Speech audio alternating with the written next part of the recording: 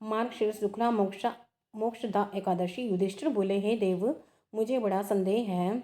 इस कारण संसार के हित के लिए आपसे पूछता हूँ। मार्गशीर्ष शुक्ल पक्ष के एकादशी का क्या नाम है, उसकी क्या विधि है, इसकी विधि मुझे से कहिए। श्री कृष्ण बोले, हे राजन, तुम्हारा प्रश्न बहुत सुंदर है। मार्गशीर्ष कृष्ण पक्ष की जो उत्पन्ना नाम की एकादशी है, वह मूर दैत्य को मारने के लिए मेरे शरीर से उत्पन्न हुई है, इसलिए मुझको बहुत प्रिय है। हे राजन, मैं तुम्हारे सामने चर अचर तीनों लोगों के हित के लिए उस एकादशी का वर्णन करूंगा। इसका नाम मोक्षदा है और यह सब पापों को हरने वाली है। इसमें दामोदर भगवान की अच्छी तरह से पूजा करें, तुलसी की मंजरी और धूप दीप से अच्छी तरह भगवान की आराधना करें। हे राजेंद्र, मैं पुराण की कथा कहता हूँ, उसको सुनो। जिसके माता पिता पुत्र अधोगति में हों, वे इस कथा के पुण्य के प्रभाव से निसंदेह स्वर्ग को चले जाते हैं। हे राजन, वैष्णवों से मार्गशीर्ष सुशोभित चंपक नामक सुंदर नगर में प्रजा की पुत्र की तरह रक्षा करने वाला वेखानस नामक राजा था। एक दिन राजा ने स्वप्न में अधोगति को प्राप्त हुए अपने पिता को देखा।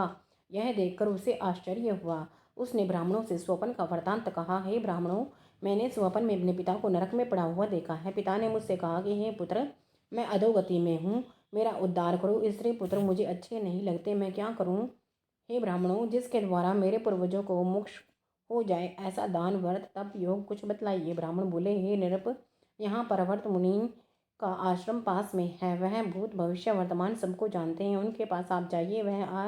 राजा उनके वचन सुनकर मुनि के आश्रम में गया। वह आश्रम शांत प्रकृति के ब्राह्मण प्रजा और मुनीश्वरों से सुशोभित था।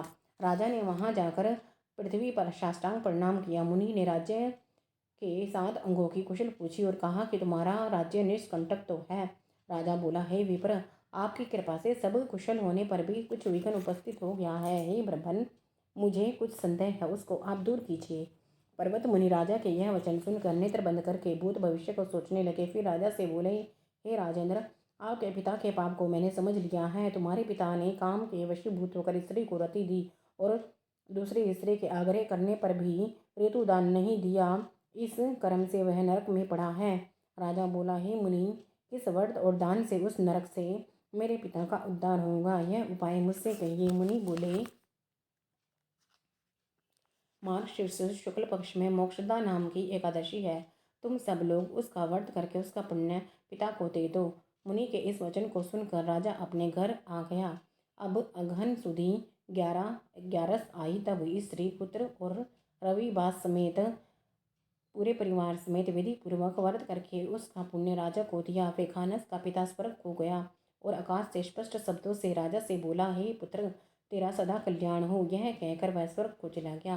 हे राजन, इस प्रकार जो इस मोक्षदा एकादशी का व्रत करता है, उसका पाप दूर होता है। जय श्री नारायण नारायण।